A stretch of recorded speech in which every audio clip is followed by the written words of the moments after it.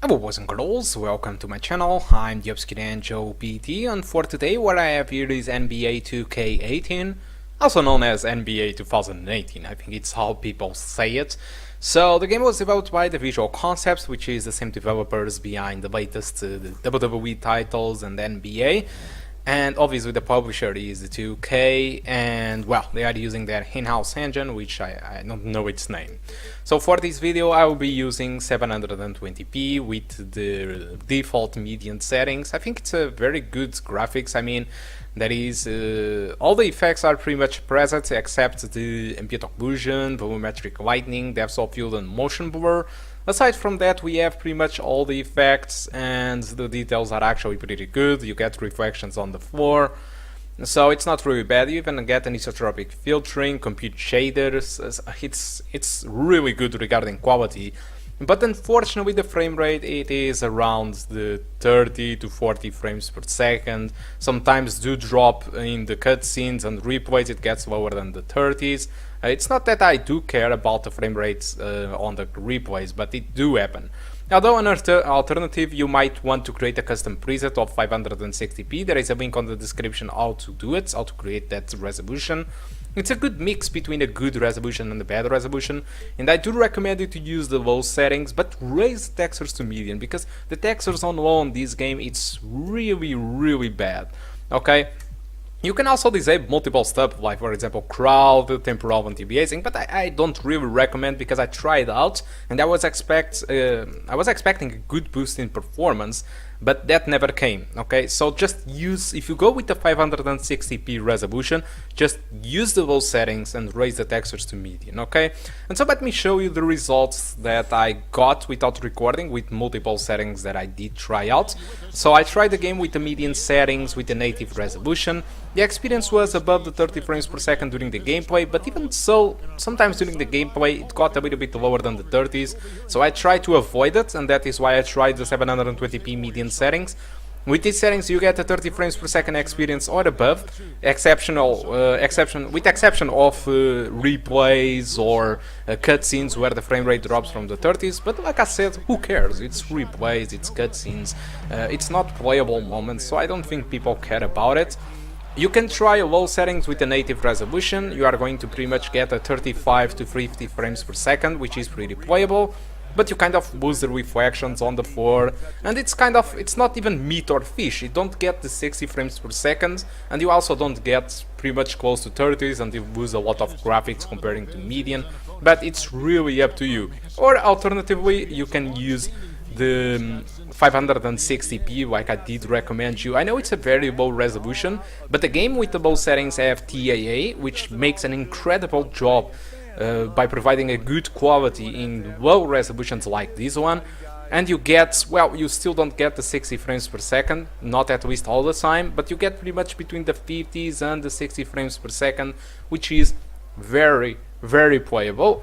Although what you do with the settings or what you do with the game, it's really up to you. I'm just putting the results in front of you. If you want to play between the 50s and the 60s, you can create that custom resolution. You can use the 560p, you can use the low settings, you can raise the textures and get that experience between the 50 and the 60. Or alternatively, you can go with the 720p and use the median settings and get an experience around the 30 frames per second during the gameplay. Whatever you choose from these two settings, for me it was the best ones, depending on the frame rate that you want to enjoy the game. Okay, guys, I think that's all that I want to expose here about the performance on NBA 2018 or 2K18, whatever. Hope you did enjoy the video, and I will be still playing. Well, to be honest, I'm not playing. I put the two CPUs fighting each other because I'm honest, I don't understand too much about NBA. I'm not American, and it's not the fact that not being American that I don't understand NBA, but I never was an NBA guy, and so instead of playing it, I put the two computers fighting each other because I'm pretty sure those both CPU opponents can make a better game than that I would ever do playing the game. Okay, guys, so guys, hope you enjoy the rest of the match of my of these two teams fighting each other, which is not me. Okay, hope you enjoy the rest of the video, and I do hope to see you soon. Thank you a lot for watching until now. Goodbye.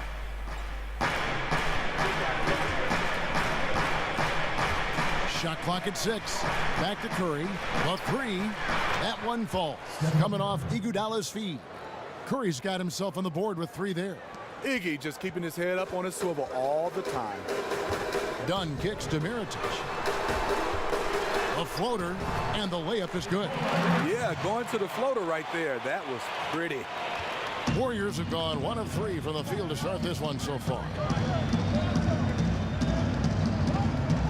Outside Curry. There's the dish to Green. From deep three-point range, and another 3 for Golden State. And Green is always looking to swing the ball for the best open shot available. David Aldridge had a chance to catch up with head coach Steve Kerr. Dave, what do you have to say? Thanks, Kevin. He told me that when you're playing against a team as good as they are inside, you have to stop the easy looks. He said if they can keep them out of the paint, they'll be in good shape to win. We'll see, Kevin. Back to you. Okay, David, thanks. Green, the screen. Iguodala against Lopez. It's Curry outside. Rebound by the Bulls. Mirotic has got 3 rebounds so far in the game. Dunn with it. Curry meets him. Dunn misses. Warriors have gone 2 of 5 here, making 40% so far to start out the game. When you watch the Warriors play, their offense is a work of art. There's so much player movement and passing, it's impossible to cover. And the shooting they have, it just puts it over the top. Now Wade, after the missed 3 from Stephen Curry. Iguodala with the steal. Outside Curry. Here's Pachulia. And the rebound goes to Lopez. And Steve, the common mistake fans have with the Warriors is thinking they only make 3s to score. It's a combination of a lot of things, and I think it just overwhelms defenders. You know, one thing that comes to mind to me is they pick out the Warriors in mismatches or lose a defender on great screens. They're amazing at that. They force defenders to make a ton of split-second decisions. One mistake, and it's easy for them to score. Now Iguodala following the 3-point attempt by Nikola Mirotic. Over Levine. And the Warriors miss again. Chicago's gone 0 of 2 from deep here. Now, here's Wade. He's had some playing time, but no scoring yet from him. Bulls moving the ball around. Down to 5 on the shot clock. Levine with it. Now Green defending. Got it. Nice one there from Levine. That's something Zach works on to round out his game. Consistency from the mid-range. Curry kicks to Green. Picked by Pachulia. Green passes to Thompson. Good, and it's Green picking up the assist. This is why you like to get him touches. He makes things happen. And the first timeout of the game called for Chicago. You know, you think about the way the Bulls ended their season last year, snuck into the playoffs as the 8th seed in the Eastern Conference, and at Smitty, they jumped off to a 2-0 series lead, but then the reverse sweep happens to them. Yeah, it did. Hard to say how deep they could have gone if they stayed healthy, but they almost put those Cinderella slippers on as an 8th seed. Losing Rondo, it hurt. This team just never looked the same in that series.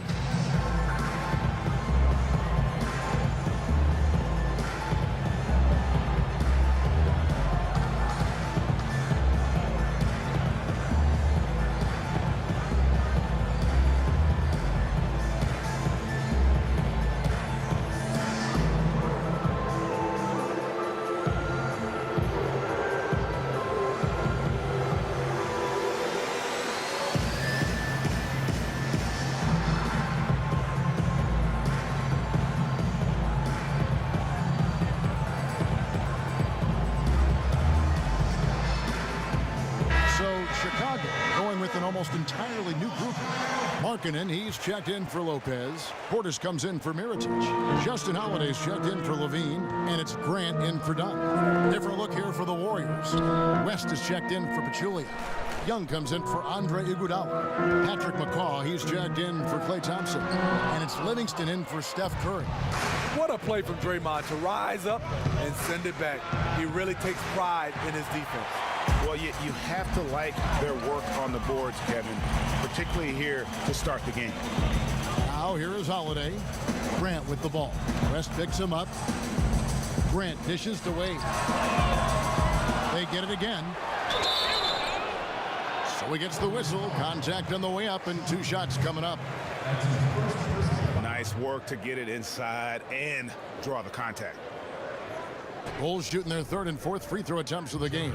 And when you look at their numbers from a season ago, 80% as a unit, that's something you'll be happy with.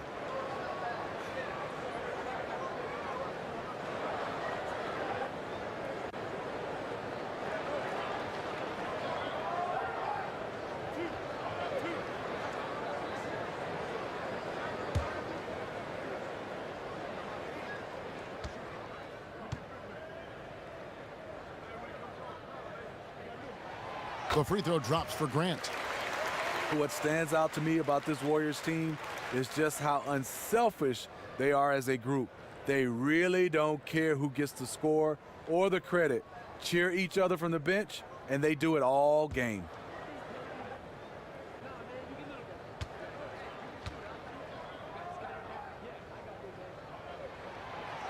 And Grant drops them both. And with the Warriors and their unselfish play, Steve, their absurd assist numbers from last season put a number to that, but it really goes beyond stats, doesn't it? It does. After they eliminated the Spurs last season, Coach Popovich had praise for their unselfishness.